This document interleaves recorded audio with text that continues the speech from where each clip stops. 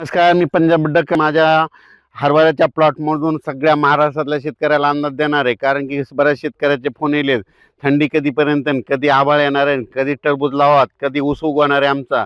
तर राज्यातल्या सर्व शेतकऱ्याला पुन्हा आणखीन एक सांगू इच्छितो, आणखीन काही शेतकऱ्याचे असे फोन आले की 2026ला दुष्काळ पडणार आहे का, त्याचा देखील मी आता ह्या अंदाजामध्ये खुलासा करणार आहे.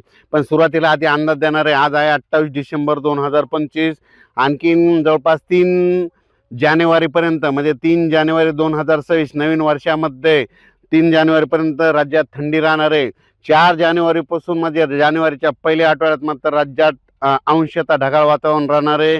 पाऊस काय येणार नाही, मात्र ढगाळ वातावरण राहणार आहे. म्हणून हा अंदाज महाराष्ट्रातल्या खास करून सर्व जनतेने लक्षात द्यायचा.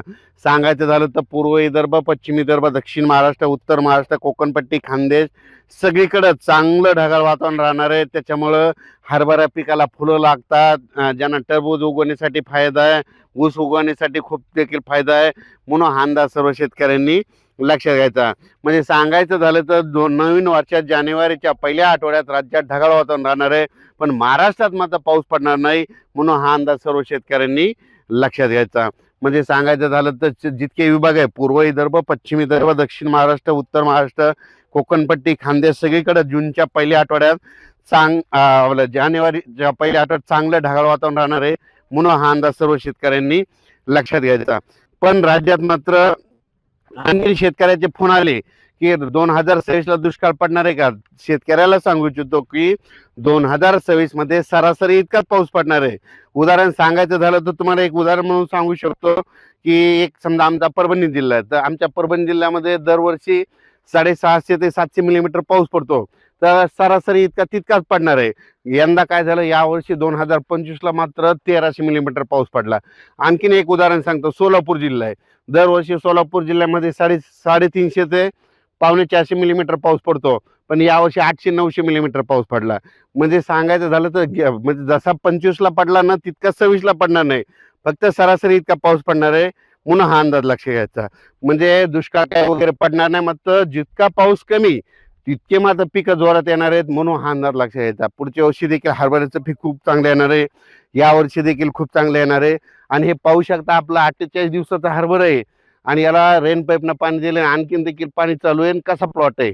असं पीक यावं लागतं. म्हणजे जे निसर्गाच्या भरोशावर ना, त्या पिकाला आणण्याची माणसामध्ये धमक पाहिजे, तर तो खरा शेतकरी असो.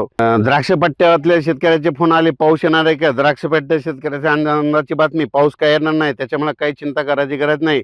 नाशिक जिल्हा, नंदुरबार जिल्हा, धुळे जिल्हा, पश्चिम महाराष्ट्र, सातारा, सांगली, सोलापूर, कोल्हापूर, पुणे, म्हणजे मंगसुरी, कर्नाटक, त्या शेतकऱ्याला सांगू इच्छितो फक्त पाऊस काय येणार नाही. जानेवारीच्या पहिल्या आठवड्यात फक्त ढगाळ वातावरण राहणार आहे, त्याच्यामुळे काही चिंता करायची गरज नाही. फक्त देशामध्ये सांगायचं झालं तर जानेवारी 2026च्या पहिल्या आठवड्यात मात्र तामिळनाडू, केरळ त्या पट्ट्यात, मला तामिळनाडू राज्यात आणि केरळ राज्यात आणि आंध्र प्रदेश आणि तेलंगणा त्या पट्ट्यामध्ये पाऊस पडणार आहे. त्याच्यामुळे आपल्या महाराष्ट्रात जानेवारीच्या पहिल्या आठवड्यात ढगाळ वातावरण राहणार आहे. म्हणून हा अंदाज लक्षात घ्यायचा. मध्य प्रदेशकडे देखील बेतूलच्या पलकडं, तिकडच्या बेतूलच्या पलकडं मध्य प्रदेशकडं तिकडे पाऊस पडणार आहे. मध्य प्रदेश, बेतूल तिकडल्या भागात थोडीफार गारपीट होईल. त्याच्यामुळे काय होणार आहे, अमरावती, मोर्शी तालुक्यात जास्त, पश्चिम विदर्भात मात्र अमरावतीकडे तिकडे जरा जास्त आभाळ येणार आहे. म्हणून हा अंदाज सर्व शेतकऱ्यांनी लक्षात घ्यायचा. अचानक वातावरण बदल झाला तर लगेच एक अंदाज दिला जाईल. धन्यवाद.